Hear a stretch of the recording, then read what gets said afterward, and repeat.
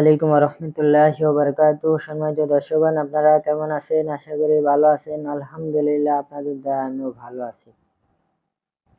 তো সম্মানিত দর্শকগণ, আজকে আপনাদের জন্য একটি গুরুত্বপূর্ণ আমল নিয়ে উপস্থিত হয়েছি।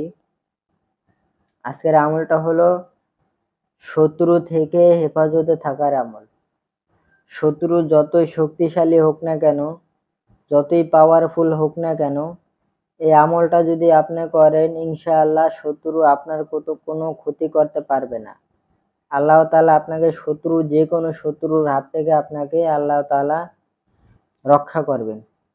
আপনি হয়তো জানেন না যে আপনার শত্রু আছে বা কে শত্রু, বা শত্রু আপনি চিনেন যে আমার শত্রু আছে, আপনি জানেন বা জানেন না, বা কে আমার শত্রু এটাও জানেন না।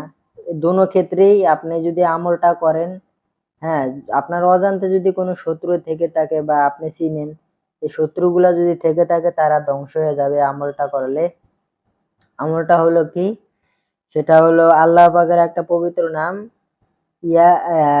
আল হাফিজু। আল হাফিজু এই পবিত্র নামটি আপনারা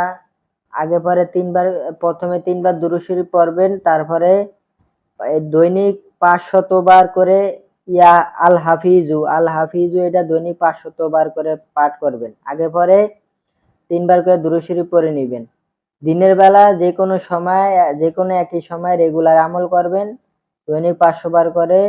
ইনশাআল্লাহ আপনার যে কোনো শত্রু থাকুক, আল্লাহ তাআলা ধ্বংস করে দিবে, তারা কোনো ক্ষতি করতে পারবে না। তাদের ক্ষতি থেকে আপনাকে আল্লাহ তাআলা রক্ষা করবে। দৈনিক এই আমলটা করবেন, ইনশাআল্লাহ শত্রু কোনো ক্ষতি করতে পারবে না। ততটুকু। আসসালামু আলাইকুম ওয়া রাহমাতুল্লাহি ওয়া বারাকাতুহু।